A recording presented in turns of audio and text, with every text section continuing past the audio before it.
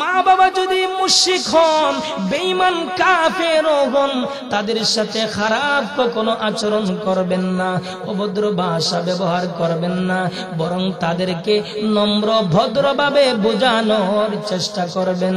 আর হেদায়েতের জন্য মহান আল্লাহর কাছে দোয়া করবেন, কারণ আল্লাহর দরওয়াজা যেমন ভাবে 24টা ঘন্টা খোলা, মায়ের দরওয়াজা তেমন ভাবে 24টা ঘন্টা খোলা। বান্দা যতই গুনাহ করুক, বান্দা যতই খারাপ কাজ করুক, খারাপ কাজ কইরা যখন বান্দা তওবা কইরা আসমানের মালিকের কাছে ফরিয়াদ করে, ও আসমানের মালিক,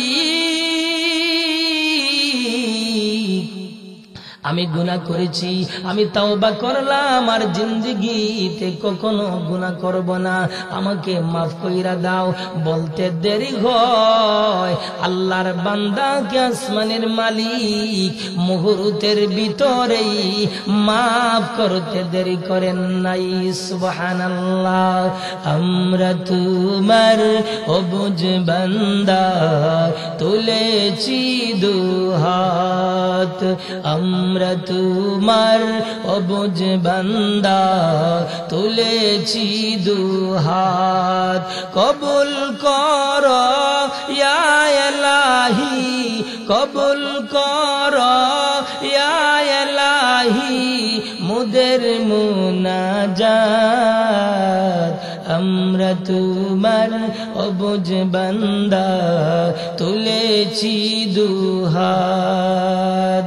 আমরা সবাই পাপী তাপী, কোন পুঁজি নাই, গুনাহগারে বান্দা মুরা, তোমার মদদ চাই।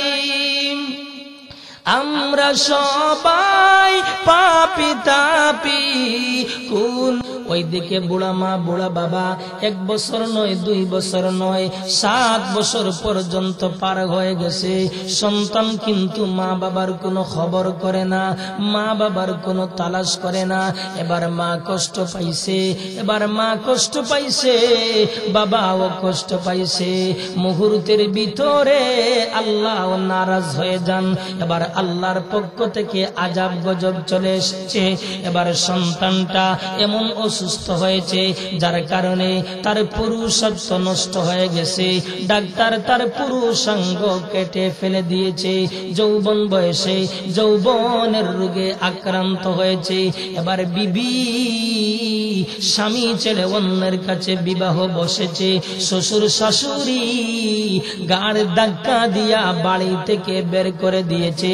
এবার সন্তানটা রাস্তায় বসে আছে, হায় রে বিবি আমাকে তাড়িয়ে দিল, শ্বশুর শাশুড়ি আমাকে ঘর থেকে বের করে দিল, আজকে যদি আমার মা থাকতো, আমার মা কিন্তু আমাকে বিদায় করে দিত না। হায় রে, আমি আমার মায়ের কাছে যাব, আমি আমার মায়ের পায়ে ধইরা মাফ করব, অবশ্যই আমার মা কিন্তু আমাকে মাফ করবেন। এবার সন্তানটা মা বাবার বাড়ির দিকে রওনা হলো। বাড়িতে যাওয়ার পর আশ্চর্য ঘটনা হলো, সেখানে যাওয়ার পর দেখা যায় কোন ধরনের কোনো ঘর বাড়ি নেই, শুধুমাত্র একটা আঙ্গুরের বাগান আছে। আর ওই আঙ্গুরের বাগানের ভিতরে একটা রাখাল ছেলে কাজ করতেছে। এবার সন্তান জিজ্ঞাসা করতেছে, ও রাখাল ভাই, এটা কি অমুকের বাড়ি? বলে, হ্যাঁ এটা অমুকের বাড়ি, তবে ওই বাড়ির মালিক 3 বছর আগে ইন্তেকাল করেছেন, তার ঘর বাড়ি সবগুলা বিক্রি কইরা আল্লাহর বান্দার চিকিৎসা করা হয়েছে, এরপরও কিন্তু আল্লাহর বান্দা বেঁচে নাই। তবে শুনেছি ওই বাড়ির মহিলাটা আজও বেঁচে আছে, তার টাকার কোনো জায়গা নেই, দিনের বেলায় ভিক্ষা করে, রাতের বেলায় অন্যের ঘরে আল্লাহর গোলামি করে। তবে শুনেছি ওই মহিলার নাকি একটা অবাধ্য সন্তান আছে, 7 বছর আগে মা বাবাকে ছেড়ে চলে গেছে, মা বাবাকে ছেড়ে চলে গেছে। ইমাম আবু হানিফা রাহমাতুল্লাহি আলাইহি মায়ের নেক দুয়ার বরকতে ইমামে আজম হয়েছিলেন। শুধু তা নয়, ইমাম বুখারী রাহমাতুল্লাহি আলাইহি উনি বাল্যকালে চোখের আলো চলে গেছে, কিন্তু মায়ের নেক দুয়ার বরকতে ইমাম বুখারী রাহমাতুল্লাহি আলাইহি চোখের দৃষ্টি কিন্তু আবার ফিরে পেয়েছেন। সুবহানাল্লাহ। শুধু তা নয়, আব্দুল কাদের জিলানী রাহমাতুল্লাহি আলাইহি মায়ের নেক দুয়ার বরকতে ওলিকুল শিরোমণি হয়েছিলেন। বায়েজিদ বুস্তামি রাহমাতুল্লাহি আলাইহি মায়ের নেক দুয়ার বরকতে যুগ শ্রেষ্ঠ ওলি হয়েছিলেন। সুবহানাল্লাহ। এজন্য মুসলমান সাবধান, কখনো মা বাবাকে কষ্ট দেবেন না। আল্লাহর রাসূল বলেন তিন ব্যক্তির দোয়া ডাইরেক্ট কিন্তু কবুল হয়ে যায়, কোন ধরনের কোনো সন্দেহ নেই। আল্লাহর রাসূল বলেন লা শাক্কা ফি, কোন ধরনের কোনো সন্দেহ নেই। এক নম্বর হলো দাওয়াতুল মাজলুম, মাজলুমের দোয়া। দুই নম্বর হলো দাওয়াতুল মুসাফির, মুসাফির দোয়া। তিন নম্বর হলো দাওয়াতুল ওয়ালিদ আলা ওয়ালাদি, সন্তানের জন্য মা বাবার দোয়া মহান আল্লাহর দরবারে ডাইরেক্ট কবুল হয়ে যায়। সুবহানাল্লাহ। এজন্য মুসলমান কখনো মা বাবাকে কষ্ট দিয়েন না, মা বাবাকে খুশি করবেন, যে কোনো মূল্যের বিনিময়ে হোক, যেইভাবে হোক মা বাবাকে রাজি করবেন, মা বাবাকে খুশি করবেন। মা বাবা রাজি, আল্লাহও রাজি। মা বাবা নারাজ, আল্লাহও নারাজ। এজন্য সাবধান, মা বাবাকে খুশি করবেন, মা বাবাকে নারাজ করবেন না। আর মা বাবার কখনো বদদুয়া নিয়েন না। মা বাবার যদি বদদুয়া নেন তাহলে দুনিয়াতেও তুমি অপমানিত হবে, আখিরাতেও কিন্তু অপমানিত হবে। এজন্য কিতাবের ভিতরে পাওয়া যায় যুগ শ্রেষ্ঠ একজন ওলি, যুগ শ্রেষ্ঠ একজন বুজুর্গ ছিলেন, যেই বুজুর্গের নাম ছিল হযরতে জুরাইজ রাহমাতুল্লাহি আলাইহি। ওই জুরাইজ রাহমাতুল্লাহি আলাইহি ওনার ইবাদত কানায় উনি একদিন নামাজ পড়তেছেন, নফল নামাজ পড়তেছেন। এমতো অবস্থায় মা আসলেন। মা আয়েশা ডাক দিয়ে বলেন, জুরাইজ রে, ও জুরাইজ দরজা খুল রে বাবা, আমি তোর মা এসেছি, আমি তোর সাথে দুই একটা কথা বলতে চাই রে বাবা, তাড়াতাড়ি দরজাটা খুল। ওই সময় জুরাইজ কিন্তু নফল নামাজ পড়তেছেন। জুরাইজ চিন্তা করতেছেন, একদিকে মা ডাকতেছে, আরেকদিকে আমি নামাজ পড়তেছি, এখন আমি কোনটা ধরবো, কোনটা ছাড়বো, কোনটা ছাড়বো, কোনটা ধরবো? আমি নামাজকে প্রাধান্য দেব না মায়ের ডাকে সাড়া দেব? শেষ পর্যন্ত জুরাইজ মায়ের ডাকে সাড়া না দিয়া নামাজকেই প্রাধান্য দিয়েছেন। এবার জুরাইজের মা চলে যান। দ্বিতীয় দিন আবার আসলেন। দ্বিতীয় দিন আবার আইসা জুরাইজ বইলা ডাক দিতেছে, ও জুরাইজ, জুরাইজ, জুরাইজ বইলা ডাক দিতেছে, বাবা রে দরজা খুল রে বাবা, আমি তোর মা এসেছি, তাড়াতাড়ি দরজা খুল, আমি তোর সাথে রে বাবা দু একটা কথা বলতে চাই। ওই দিন জুরাইজ নামাজ পড়তেছেন। এবার জুরাইজ চিন্তা করতেছেন, আমি নামাজ পড়বো না মায়ের ডাকে সাড়া দেব? এবার শেষ পর্যন্ত জুরাইজ মায়ের ডাকে সাড়া না দিয়া নামাজকে কিন্তু প্রাধান্য দিয়েছেন। জুরাইজের মা চলে যান। তৃতীয় দিন আবার আসলেন। তৃতীয় দিন আবার আয়েশা ডাক দিয়া বলতেছে, ও জুরাইজ, ও জুরাইজ দরজা খুল রে বাবা, আমি তোর মা এসেছি রে বাবা, আমি তোমার সাথে দুই একটা কথা বলতে চাই রে বাবা, তাড়াতাড়ি দরজাটা খুল। ওই দিনও জুরাইজ কিন্তু নামাজ পড়তেছে, জুরাইজ চিন্তা করতেছে, একদিকে আমার মা ডাকতেছে, আরেকদিকে আমি নামাজ পড়তেছি, এখন আমি কোনটা ধরবো, কোনটা ছাড়বো, কোনটা ছাড়বো, কোনটা ধরবো। শেষ পর্যন্ত জুরাইজ মায়ের ডাকে সাড়া না দিয়া নামাজকেই প্রাধান্য দিয়েছেন। এবার জুরাইজ রাহমাতুল্লাহি আলাইহি মায়ের ডাকে সাড়া দেন নাই। এবার মা কষ্ট পাইছে, মা বলতেছে এ কেমন ওলি, এ কেমন বুজুর্গ, এ কেমন দরবেশ, আমি একদিন না দুই দিন না, আমি 3 দিন তার কাছে আসলাম, জুরাইজ বইলা ডাক দিলাম, একদিনও কিন্তু আমার ডাকে সাড়া দেয় নাই। এবার জুরাইজের মা আসমানের মালিকের কাছে ডাক দিয়া বলতেছে, ও আসমানের মালিক, আমার সন্তান জুরাইজকে তুমি বদকার কোন মহিলার যন্ত্রণা সহ্য না করাইয়া মৃত্যু দিও না। ওই জুরাইজের মা বদদুয়া করেছেন, মুহূর্তের ভিতরে আসমানের মালিক জুরাইজের মায়ের দোয়া কিন্তু আমার আল্লাহ কবুল করেছেন। এবার এলাকার কিছু দুষ্ট লোকেরা জুরাইজের পিছনে লাইগা গেছে, লাইগা জুরাইজকে কেমনে নষ্ট করা যায়, কেমনে আখলাক নষ্ট করা যায়, কেমনে চরিত্র নষ্ট করা যায়, কেমনে জুরাইজকে অপমান করা যায়। এবার এরা দিন রাত 24 ঘন্টা ফিকির করতেছে। শেষ পর্যন্ত তারা সিদ্ধান্ত করলো জুরাইজের ইবাদত খানায় একটা আকর্ষণীয় মহিলাকে সাজাইয়া জুরাইজের ইবাদত খানায় পাঠিয়ে দাও। জুরাইজের ইবাদত খানায় যখন পাঠিয়ে দেওয়া হবে, ওই মহিলা জুরাইজের দিকে বারবার তাকাইবে। এবার বারবার তাকাইতে তাকাইতে জুরাইজ শেষ পর্যন্ত মহিলার সাথে খারাপ আচরণ করবে, যার কারণে জুরাইজ অপমানিত হয়ে যাবে। কিন্তু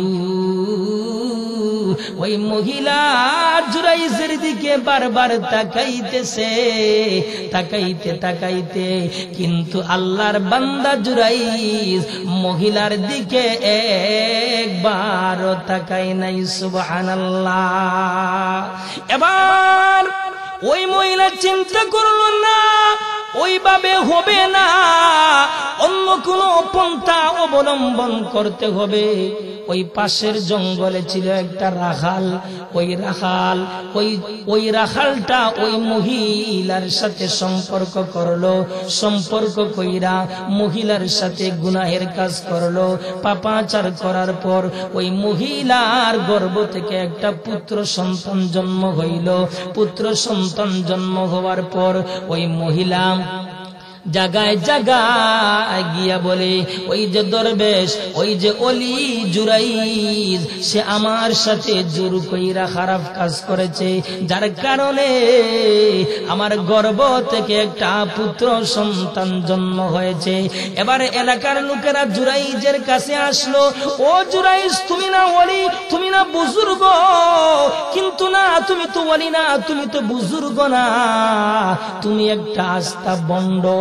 যদি তুমি বন্ড না হও তাহলে কেমনে ওই মহিলার সাথে তুমি খারাপ আচরণ করো?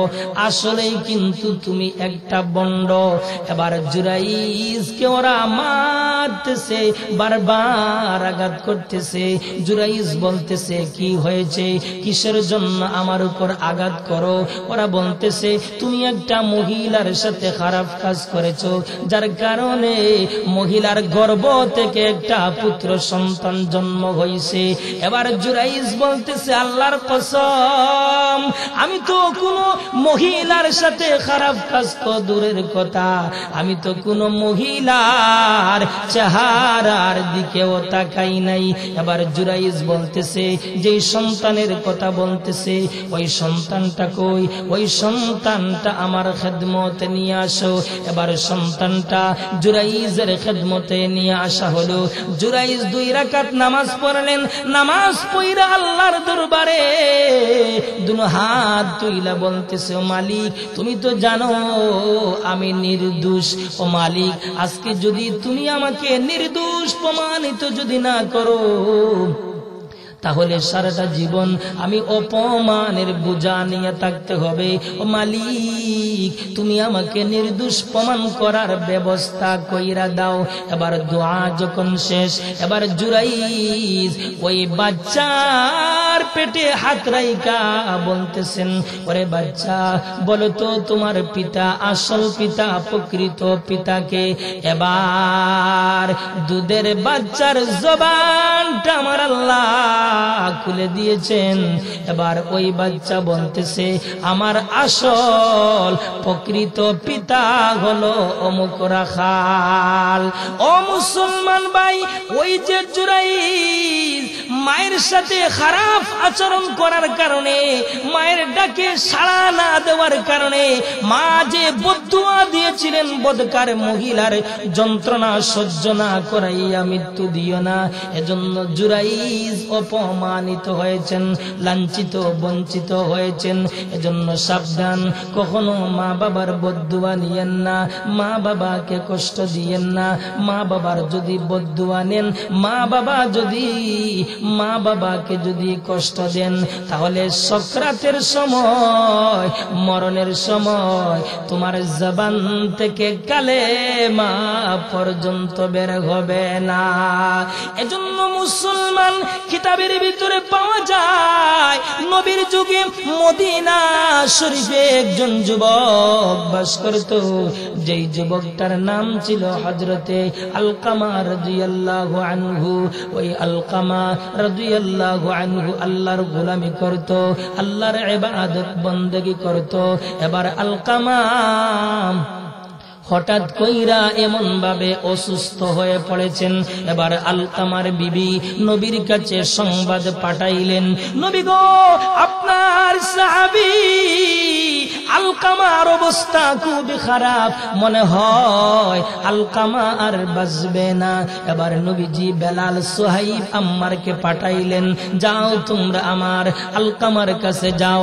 আলকামার কাছে যাইয়া কালেমায়ে শাহাদত তালকিন করো। এবার বেলাল আসলেন, আইসা আলকামার কাছে বৈশা কালেমায়ে শাহাদত তালকিন করতেছেন, কিন্তু আলকামার জবান থেকে কালিমায়ে শাহাদত উচ্চারণ হইতেছে না। এবার বেলাল নবীর কাছে সংবাদ পাঠাইলেন, নবী গো, আলকামার জবান থেকে কালেমা তো বের হইতেছে না। এবার নবীজি জিজ্ঞাসা করলেন, ও বেলাল, আলকামার মা কি জীবিত আছেন? বেলাল বলেন, হ্যাঁ, আলকামার মা জীবিত আছেন। নবীজি বলেন, তাহলে যাও আলকামার মাকে আমার খেদমতে নিয়ে আসো। এবার নবীজির খেদমতে নিয়ে আসা হলো। এবার আলকামার মাকে নবীজি জিজ্ঞাসা করলেন, ও আলকামার মা, তোমার সন্তান আলকামাটা কেমন ছিল? আলকামার মা বলতেছে, ওগো নবীজি, আমার সন্তান সব সময় আল্লাহর গোলামি করত, কিন্তু আমার কথা শুনতো না, আমাকে প্রাধান্য না দিয়া উনার বিবিকে বিষয় প্রাধান্য দিত, যার কারণে আমি আলকামার প্রতি নারাজ। এবার নবীজি বেলালকে ডাক দিয়ে বলেন, বেলাল রে, যাও তুমি লাকড়ি সংগ্রহ করো। আলকামার মা বলতেছে, নবী গো, লাকড়ি দিয়া কি করবেন? নবীজি বলেন, তোমার সামনেই তোমার সন্তান আলকামাকে জ্বালানো হবে। এবার আলকামার মা বলতেছে, ওগো নবীজি, আপনি আমার সন্তান আলকামাকে আমার সামনে আগুন দিয়া জ্বালাইবেন, আমি মা হইয়া কেমনে সহ্য করব? নবীজি বলেন, ও আলকামার মা, এত দুনিয়ার আগুন, কিন্তু জাহান্নামের আগুন আরো ভয়াবহ আগুন। ওই জাহান্নামের আগুন থেকে বাঁচাতে যদি তোমার সন্তান আলকামাকে চাও, তাহলে তুমি আলকামার প্রতি খুশি হয়ে যাও, আলকামার প্রতি নারাজ থাকো না, আলকামাকে মাফ কইরা দাও। এবার আলকামার মা নবীকে বলতেছেন, নবী গো, আমার সন্তান আলকামার প্রতি আমি খুশি হয়ে গেলাম, আমি আমার সন্তান আলকামাকে মাফ কইরা দিলাম।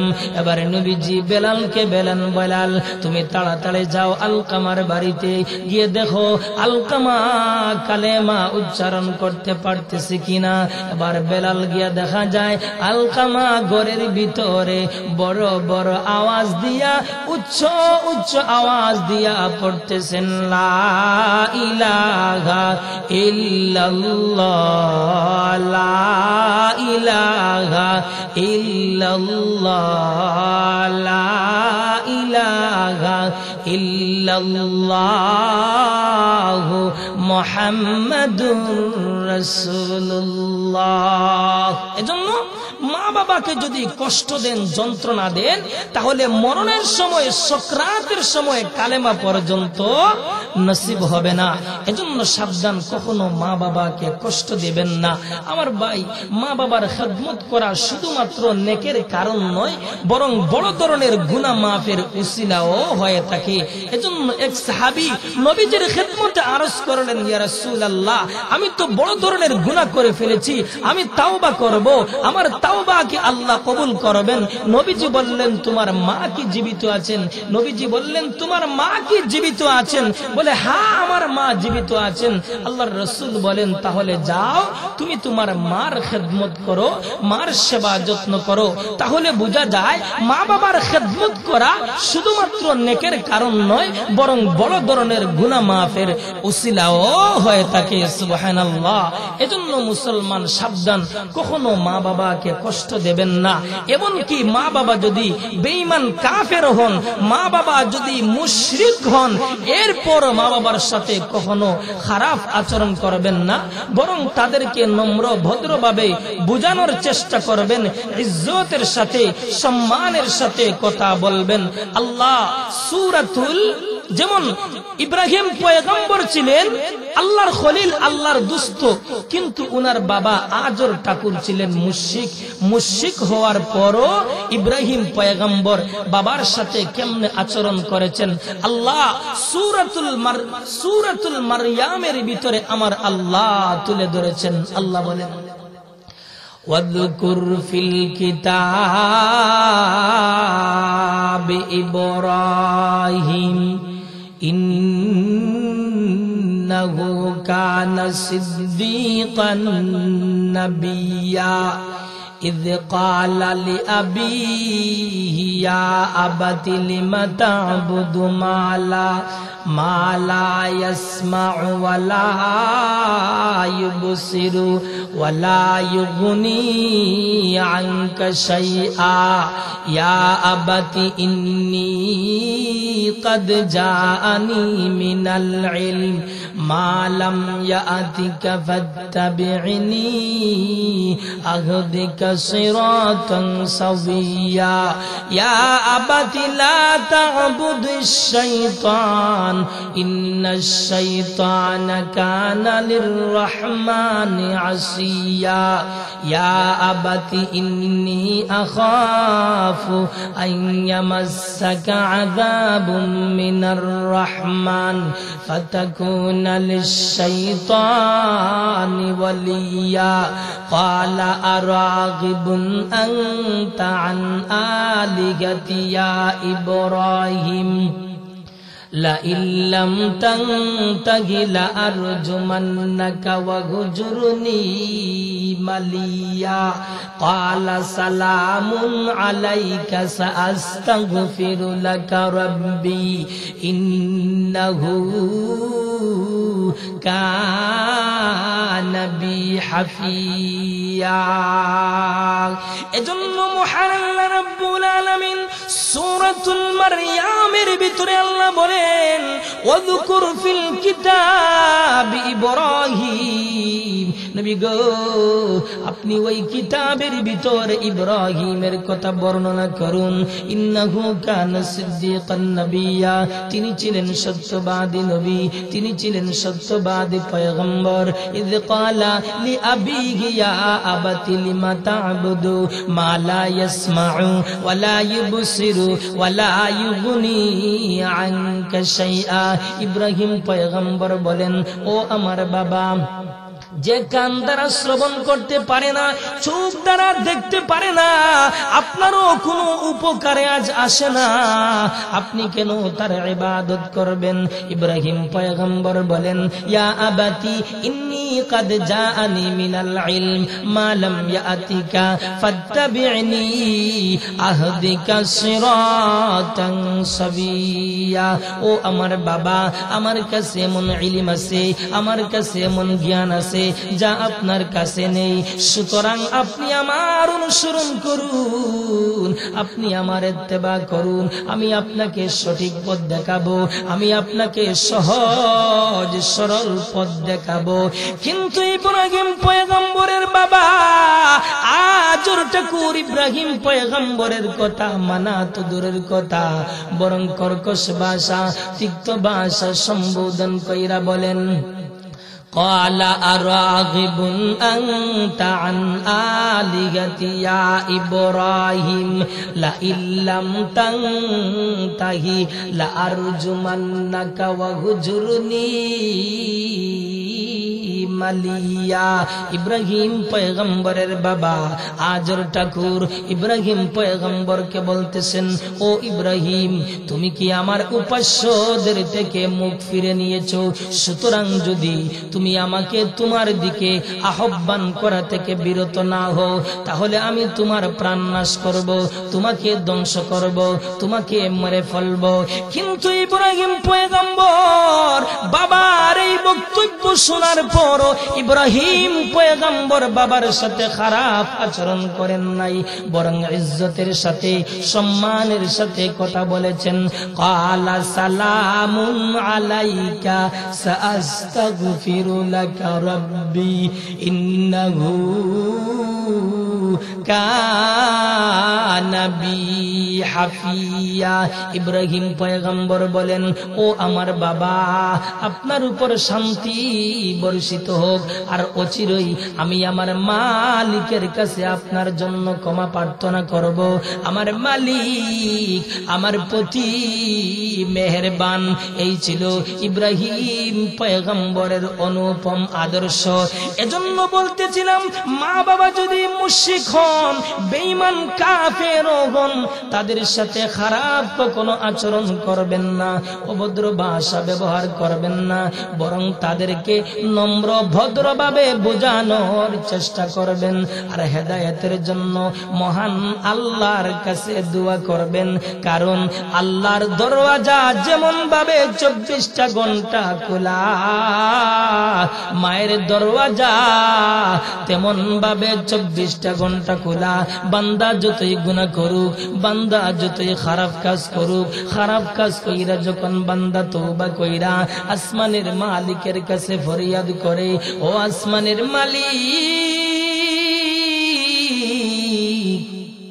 আমি গুনাহ করেছি, আমি তওবা করলাম, আর জিন্দেগিতে কখনো গুনাহ করব না, আমাকে মাফ কইরা দাও, বলতে দেরি হয়, আল্লাহর বান্দাকে আসমানের মালিক মুহূর্তের ভিতরেই মাফ করতে দেরি করেন নাই। সুবহানাল্লাহ।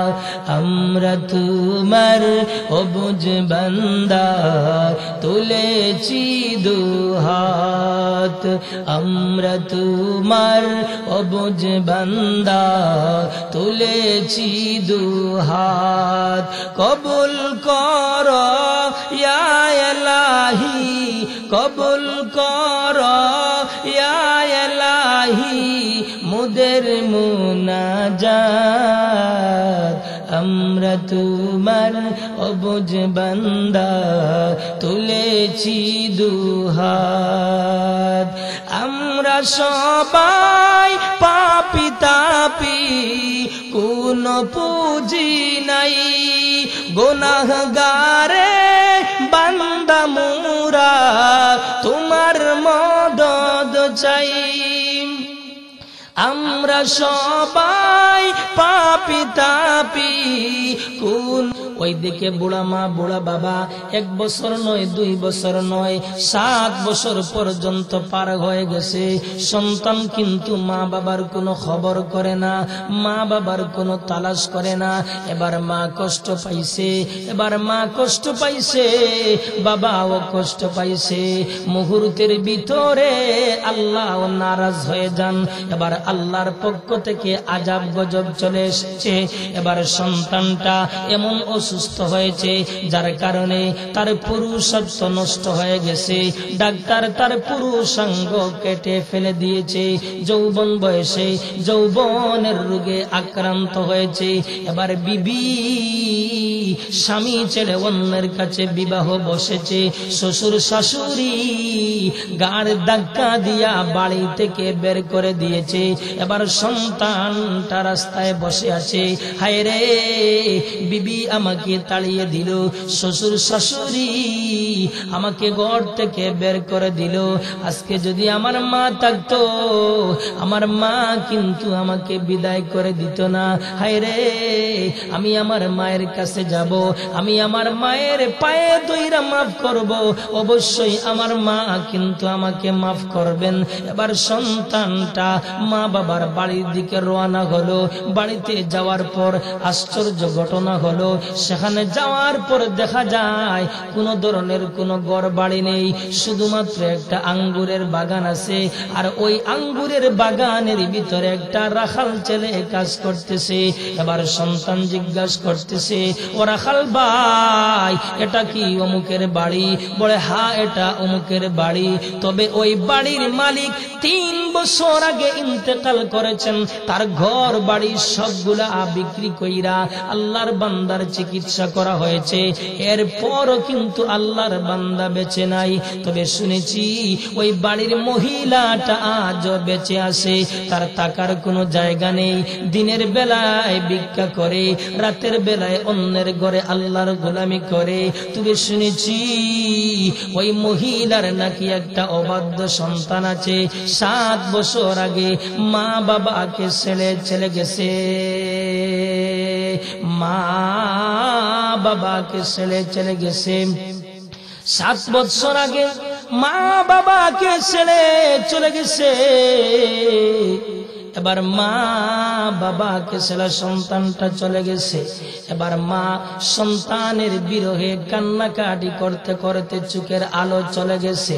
তবে সন্তান, তুমি যদি ওই মহিলার সাথে সাক্ষাৎ করতে চাও, দেখা করতে যদি চাও, তাহলে অমুক বাড়িতে অমুক জায়গায় রাতের বেলায় যদি যাও, তাহলে মহিলার সাথে অবশ্যই সাক্ষাৎ করতে পারবে, মুলাকাত করতে পারবে। তবে শোনো, যেই সন্তানটা মা বাবাকে ছেড়ে চলে গেছে, আমি রাখাল যদি ওই সন্তানটাকে পাইতাম, তাহলে আমার ওই আঙ্গুরের যে আঙ্গুর কাটি ডালপালা আমি চাকু দিয়া কাটি, ওই চাকু দিয়া আঙ্গুরের ডালপালা না কাইটা আমি ওর হাত পা গুলা কেটে দিতাম। এবার সন্তানটা মা বাবার দরজার দিকে রওনা হয়েছে। মায়ের দরজার সামনে যাওয়ার পর মা নামাজ পড়তেছে। বিন বিন বিন বিন শব্দ শোনা যায়। মা নামাজ শেষ কইরা আসমানের দিকে ফরিয়াদ করতেছে, ও আসমানের মালিক, বৃদ্ধ বয়সে আমারে বিধবা বানাইলা, স্বামী কেড়ে নিলা, ঘর বাড়ি কেড়ে নিলা, আন্দা ভিক্ষুক তুমি আমারে বানাইলা। এরপর আমার কোনো বেদনা নেই, শুধুমাত্র একটা বেদনা। 7 বছর আগে আমার একটা সন্তান হারিয়ে গেছে। হারানো সন্তানটা তুমি আমার কাছে ফেরত দাও। ও মালিক, আমি আমার সন্তানটাকে ভিক্ষা করে খাওয়াবো, সন্তানটাকে ফেরত দাও।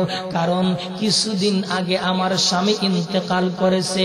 আমার স্বামীর ইন্তেকাল করার পর এলাকার লোকেরা আমার স্বামীর লাশ দাফন করেছে, এবার যদি আমার মরণ হয়ে যায় তাহলে ভিন্ন পুরুষকে আমার কবরে নামবে।